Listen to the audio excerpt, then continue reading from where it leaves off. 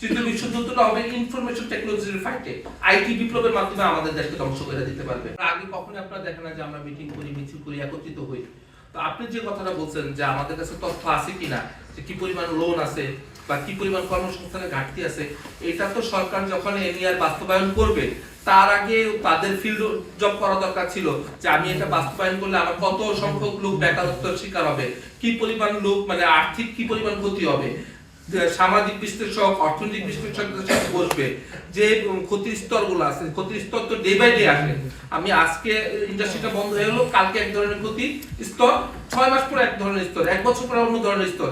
এই যে স্তর বা স্তর, এই জিনিসগুলো আমাদের সরকার কি আমাদের বিশ্লেষকদেরকে দিয়া বিশ্লেষণ করায় এটার যে ক্ষতির প্রভাবগুলো আছে ওগুলো প্রতিকার করতে যে স্টেপগুলো নেওয়া দরকার ওগুলো কি সরকার নেওয়ার পরে সিদ্ধান্ত বাস্তবায়ন করছে? আর আমরা তো জানি সরকার যদি নিজের থেকে নিত তাহলে অবশ্যই বাস্তবায়নগুলো এই প্রতিকারগুলো কইরা নিত। এখানে তো আমরা স্পষ্ট, এটা জাতির সবাই জানে আজকে, যে এরা সিন্ডিকেট টাকা খাওয়ায়া অসৎ কিছু কর্পোরেট মহল এবং অসৎ কিছু ব্যবসায়িক মহলের মাধ্যমে প্রেসারাইজ করে এটা করার চেষ্টা করতেছে। এগুলা ঠিকবে না বাংলাদেশে। বাংলাদেশের মাটিতে গত 54 বছরের ইতিহাসে যারাই ষড়যন্ত্র করছে, যারাই 2 নম্বরই করছে, আজ নয় কাল তাদের মুখোশ উন্মোচন হয়েছে এবং ইনশাআল্লাহ আমরা সবার মুখোশ উন্মোচন করবই। এবং আমরা আজকে একটা আলটিমেটাম দেই, আপনারা কিছু সংখ্যক মহল অল্প কিছু টাকার গরমে যদি এত এত মানুষের মানে একটা জিনিস কি দেখেন, আমরা কিন্তু ব্যবসায়ীরা এখানে বসছি আমাদের ব্যবসাটা বাঁচানোর জন্য, কিন্তু আমরা আমাদের ব্যবসা বাঁচানোর জন্য আমাদের সর্বোচ্চ লড়াইটা করে যাব। কিন্তু আমাদের এই ব্যবসার পাশাপাশি যে কত বড় ষড়যন্ত্র আছে, আপনারা যে সাংবাদিক, আপনারা যখন একটা সত্য খবর প্রচার করেন তখন আপনাদের উপরে অনেক ধরনের হুমকি থাকে। দেখা যায় আপনারা একটা নিউজের পিছনে খুব সোচ্চা যে আমি এটা টেলিকাস্ট করে ছাড়বো, দেখা যাবে তখন আপনাকে বসায় আনার জন্য আপনার ইনফরমেশন, আপনার টেকনোলজি নিয়ে ইউজ করে আপনাকে যে কোনো ভাবে আপনার দুর্বল পয়েন্টে আঘাত করে আপনাকে বসে নিয়ে নিবে, আপনার স্বাধীনতা কায়রা নিবে।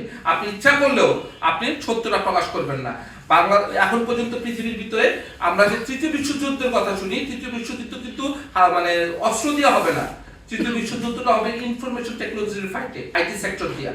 আমাদের যে এনইআর সিস্টেম, এটার মাধ্যমে আইটি সেক্টরটা একটা মল হাতায় নিবে যে কোনো সময়। আমরা অনেক সময় বলি একটা কথা, কিছুদিন আগে কিছু ব্লগ দেখছিলাম যে আমাদের পার্শ্ববর্তী কোনো দেশ আমাদের উপরে হামলা করবে, আমরা দেশের নাম বলতেছি না, হয়তো কেউ যুদ্ধ আসবে। আসলে আমাদের দেশের যে ভূ রাজনৈতিক যে ভৌগোলিক অবস্থান, আমাদের সাথে নরমালি কেউ যুদ্ধে জড়াবে না, কিন্তু আমাদেরকে ধ্বংস করার জন্য আইটি বিপ্লবের মাধ্যমে আমাদের দেশকে ধ্বংস করে দিতে পারবে।